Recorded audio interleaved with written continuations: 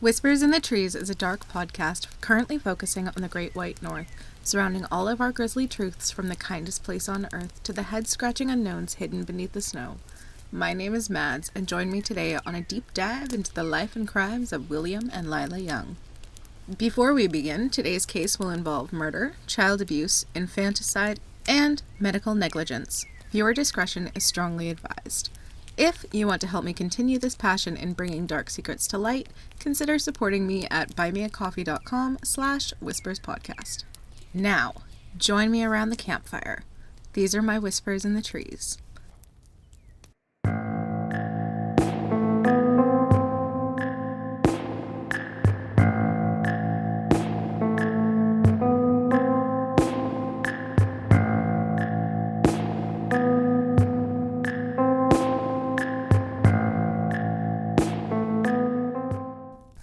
Lila Coolin was born in Halifax, Nova Scotia in 1899 to Seventh-day Adventist parents.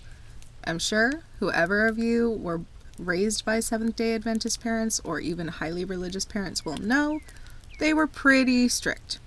She met William Peach Young when she was 26 in 1925. They married within the same year and moved to Chicago so that William could be licensed as a chiropractor.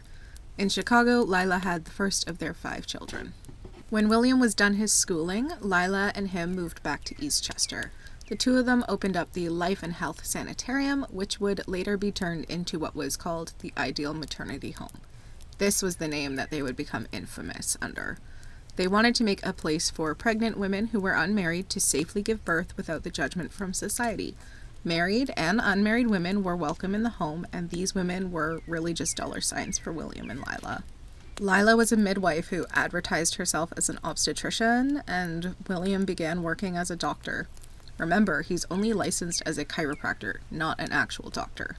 The Ideal Maternity Home was a source of illegal trade of infants between Canada and the United States. At this time, it was illegal in the US for cross-religion adoptions to be had. So it was really hard for Jewish couples at this time. It was just another layer of difficulty for them. The home would provide black market services to these couples for up to $10,000 a baby. Roughly in today's money, this was worth $167,561. This is crazy. Business was booming through World War II as Halifax was a massive port for convoys from North America to England. Unfortunately, a lot of these ships never completed their journeys, so on top of this, the men that did come to port tried to squeeze as much of their life as they could, partying and hoeing it the fuck up. They wanted to cut loose, and I don't blame them. It's World War II. Let them go and just enjoy their lives, except for the fact that they didn't wrap it up, leaving women widowed and abandoned mothers, which sucked. That wasn't so good at the time. Women were charged for everything during their stays at the Ideal Maternity Home. Diapers, food, bed stay, everything. This time in the home cost up to $500. When the average wage per week is $8, this made things a little difficult. So women who could not afford to pay their bills had to work to pay them off. So there's a $500 hospital fee, and on top of this, if the baby was lost during birth, it was a $20 funeral fee. This included what the Youngs called a coffin, which was really just a satin-lined butterbox. Butterboxes were, as they sounded, what the farmers in the town would deliver butter to the home in. It was just a fucking wooden crate that they just lined with satin. Unfortunately, they would need quite a few of these wooden crates because Lila delivered the babies herself while William knelt by the bed and just prayed. The man who said he was a doctor knelt by the bed and simply prayed. The home reported an 8.1% infant mortality rate, which almost tripled Nova Scotia's 3.1% average. The women who were forced to pay off their debts witnessed really horrible things in this home. They were forced to take part in many atrocities. They didn't feel they could go to the police for fear of their own societal consequences, as well as possible legal consequences. They were forced to sign contracts by William and Lila, giving the couple full legal authority over the infants, and if the mothers didn't sign this within 14 days, they would be charged another $30. How much money can they pump out of these women? I don't know. Then there was the problem of unmarketable children. I hope that I don't have to cut in here and mention, but I will. This is not my opinion. This is only the historical opinion of William and Lila Young. None of these opinions in this story are shared with me, and I'm only going to say it once. I am disgusted in this story. It's gross. I don't know what else to say about it. There's nothing else. These are not my opinions. They are not shared by me. I do not endorse them. They were deemed this way, and they would be started on a special diet. The special diet was a mixture of molasses and water, effectively starving the infants within a period of 2 weeks. Unmarketable children included dark-skinned, disabled, deformed, or any type of ill. When the child gave in to malnutrition, the Youngs would take the infant and place them in, you guessed it, those same wooden crates that the farmers would bring the butter in. The very same crates that this case would get its infamous name from. Those Butterboxes that those kids would now be known as the Butterbox babies because of. From this point, the infant would be buried on the property, thrown into the sea, burned in the furnace at the home, or only allegedly, this has never been proven, allegedly used as bait by local fishermen that Lila knew. On occasion, a couple would come in and have a baby that Lila would see as extremely marketable. This baby would be whisked away, and the couple would be told that the infant had died of a sudden illness or some sort of freak accident. They simply stole away babies from their real families so that they could sell them. Dollar signs, profit, that's all that they saw. They didn't care about these people.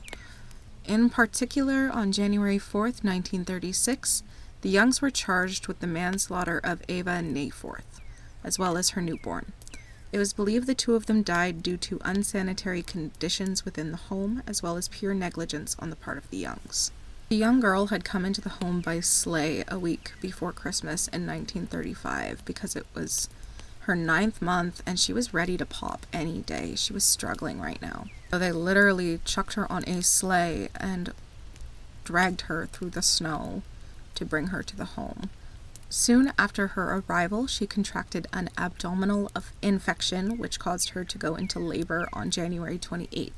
The labor was agonizing, and the Youngs had no antibiotics on site to treat the infection, and she simply had been confined to a cot until this time. Her baby passed away the day after they were born, and Ava's infection inflamed. Ava's boyfriend, Walter, begged William and Lila to release her, take her to a doctor in Eastchester, and they just dismissed him. William claimed that he was a doctor already and he could handle this, and then Lila took over and convinced Walter to pay $25 for a funeral and shroud for the infant. Walter left that day, feeling all kinds of ways I cannot even imagine. He just lost his baby, and his girlfriend is in pain, suffering, and there's nothing he can do. Ava would die on February 1st, and when autopsies were performed, it would be concluded that the infections, which was peritonitis, an infection of the abdominal wall, which caused redness and swelling of the belly, that ultimately caused the labor and death of Ava and her infant, was caused by unsanitized obstetric instruments. They just didn't clean their tools. They just didn't sanitize well enough. The trial for this would only last 3 days before the couple was acquitted. The RCMP would have to check into the home after every reported infant death from here on out, but they were still fucking acquitted. The problem was the unreported deaths. A handyman hired by the Youngs, Glenn Shatford, admitted to burying between 100 and 125 infants on the property owned by Lila's parents in Fox Point during his employment. He recalled one such infant waiting burial for 5 days in the shed of the Ideal Maternity Home before he could transport him to Fox Point. 5 days that baby laid in a shed. By 1943, the home would have 70 infants at any given time, but the authorities weren't able to find any concrete proof of neglect until 1945. It is quoted that there were flies swarming these squalid conditions these children were in, and some children were found to weigh 50% of the average body weight. There was no concrete proof of neglect until now. Until now. At this charge, Lila fired back with harassment charges, and obviously these didn't stand. Her clock was ticking and things were finishing up for her. When the Youngs tried to reapply for their license to operate in 1945, they were quickly rejected. But did that stop them? Of course not. This is a money-making business. Who needs a license? They were already doing black market adoptions. Who cares about licensing? The Ideal Maternity Home continued to operate without a license, and the U.S. got involved working to prove that the couple had smuggled babies across the border. They were able to charge them with 8 counts in March of 1946, and in June of the same year they were fined $428.90 for it.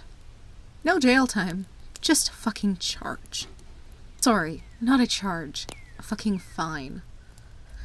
They were also charged with practicing without a license, but in the end the Youngs were convicted of 3 counts and charged with $125, roughly $1,700 today.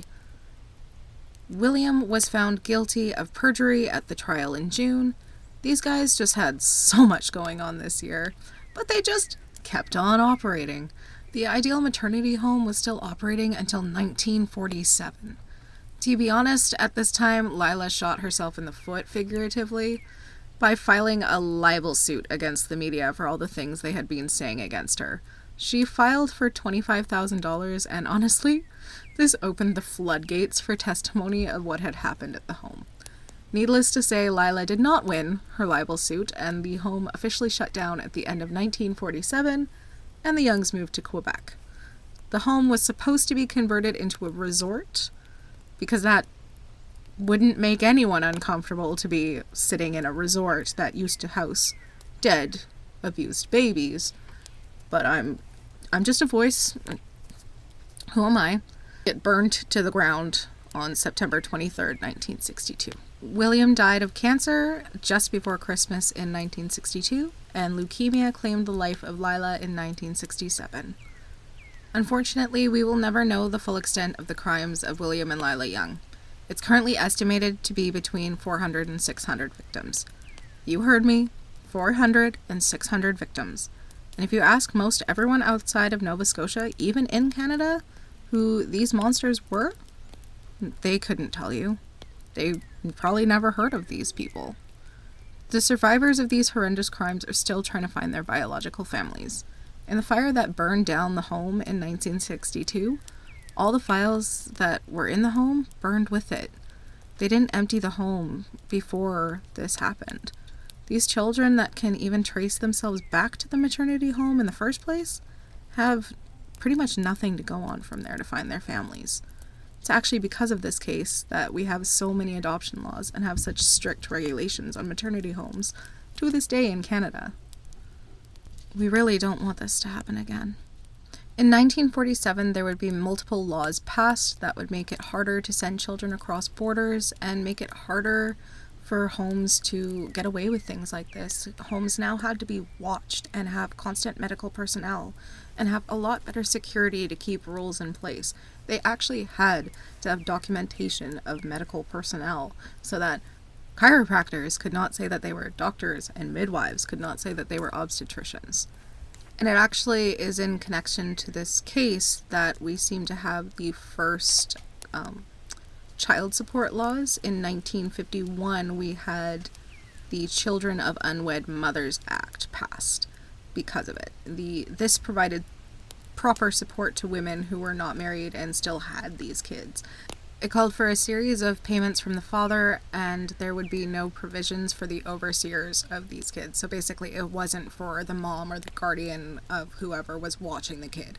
It was just supposed to be from the father for the child. The courts could also force the father to pay an extra amount of money lumped in with the predetermined amount. The father would have to send in regular checks until the child was 16. Sound familiar? Sound modern? You can kind of thank William and Lila Young for this one. So if you or anyone else are suffering from violence, please reach out for help at your local helplines. You can find province-specific ones at www.dawncannada.net/issues/crisis-hotlines/. It's a really great directory, just listed by province, so you can find any sort of abuse helpline that you might need. Scroll through, find your province, and you'll be able to find any kind of helpline that you may need. So again, www.dawncannada.net/issues/crisis-hotlines/. If you or someone you know is suffering from a mental health crisis, or need someone to talk to about any sort of mental health issue that you may have, you can dial 833-456-4566 for the Canadian Suicide Prevention Hotline. They're open 24/7, 365 a year, and they are also available in English and French. Again, 833-456-4566. For my American listeners, your helpline is 1-800-273-8255. Also, they are open 24/7, 365. Again, 1-800-273-8255. If you feel it's more severe, please dial 911 or visit your local emergency room. You deserve all of the help that you can get, even the help that you don't feel you deserve you need. You can find me wherever you can find your podcasts, as well as on YouTube, all at Whispers in the Trees. Thank you so much for your continued support and for listening. Stay safe out there.